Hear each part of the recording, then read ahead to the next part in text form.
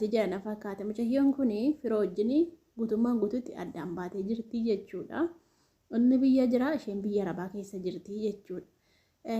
Sababiin fidee dhufee fi gaaffinatti ta'ee jennaan isin gaafadhee ture duraan waa'ee namaa keessallee nan galchu garuu gaaffinatti ta'ee jennaan maaliif duraan kabaja qabdii akka intala musliimaa tokkootti sharaxattee deemti ulfinaa fi simbootirraa mul'ata jechuudha yeroo hin beektu. Yamaniitti firoo wajjin viidiyoo hojjetanii amala qabeettii turte innillee mucichis amala qabeessa ture baqa kan irraa mul'atu waan simboo jedhamu malee waan safuu fi aadaa fi burraaqina qabu miti jechuudha wanti isheen dabarsaa turte waan baay'ee nama gammachiisudha jechuudha garuu amma immoo sirbiseen fayyadamtuu fi yaannisee sirrii hin jiru jechuudha garuu firoon kufee ka'eetu hin dhoosa jechuudha viidiyoo isaas viidiyoo ishee fideen jira jechuudha. Mee viidiyoo kana inni akka waan ishee wajjin gargar hin baanetti haasa'a jechuudha YouTube irra gaafa haasa'u isheen immoo akka waan isaan gargar baateettitu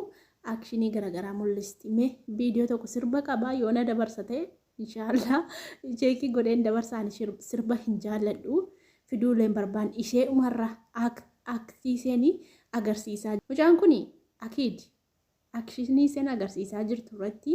waan isheen ta'aa jirtu irratti dhugumaa walii kan jiru garuu inni hin dhossa viidiyoo tokko waraabeeti ture ijoolleen koomentiidhaan cinqanii nuuf fidi jaartii kee fidi eessa jirti maarreedha jennaanitu ookee jedhee deebii keessanii fi gaaffii keessaniif deebii keessan qabadheen dhufe jedheetu osoo haasa'uu annumarratti hima waan ishee wajjin wal gidduu jiru jedhee osuma eegu viidiyoon xumuramee jechuudha waan kan bira haasa'a. Viidiyoo tambalii hojjetatee dhufee fi mata dureen qabatee dhufee tasumaayyuu waliin ilaallatu jechuudha waan garagaraa haasa'a jechuudha. Kanaaf mucayyoon kun baay'ee dhibamteerti na fakkaate sagalee ta'aa fi osoo hin taane akkuma kiyya kan jedhuun qabadhee dhufe jechuudha akkuma kiyya. Akkuma anaan shurrubbeen biyyatti galee fuudhee anaan asitti na dhiisee biyyatti galee fuudhee keessa koo qabdii madaa kiyya qabdii kan jedhudha kan hin fide malee irraa dubbachuu barbaade miti anillee nama kana irraa dubbatu hin barbaadu anillee namarraa dubbachuu hin barbaadu jechuudha. Kanaaf keessa koo qabdee edaa rakkataan akkuma koo hin jiraayii kan jedhudha kan hin fidadhee dhufe anis sirbuman isaa wajjin inni biyya galee yuutuubii kana banadhee ani ba'een sirbuu maaliin jedhu malee astofrallaa ani sirbuu wayyuu hin jaalladhu. Waama sirbaayyuun beeku an ergu malee as miidiyaa kanarra galee suuqii kana argee yuutuubii kana argee bare malee waama sirbaayyuu hin beeku jechuudha. Kanaaf jennaan edaa rakkatan akka koo hin jiraayi isheen immoo garuu waan ta'aa jirtu waan miidhamaa jirtu sirba kanaan argisiifti. Amma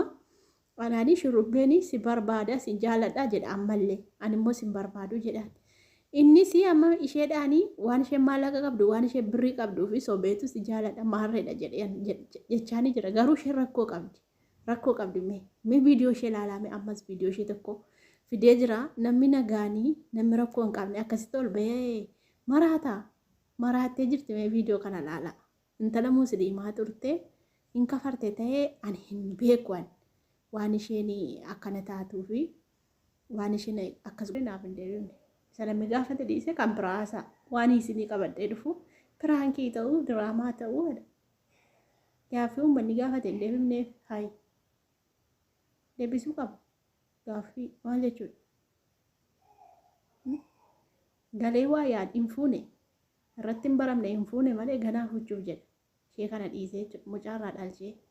biyyatti galee olii gaddeeme sinniif nu firoo morma si qabna siif shurrubbee jedhati siif shurrubbee sii goona jedhati walii gallaati qotate eessa jirta intalo bakka isheen jirtu barbaade walii galla anaadha ijoollee lamaati isheen haadha ijoollee tokkooti walii galleetu bakka tokkotti waamne waan goonu goona seenaa dalannala nifnu dalagadhatti hojii keetiif dalagadhu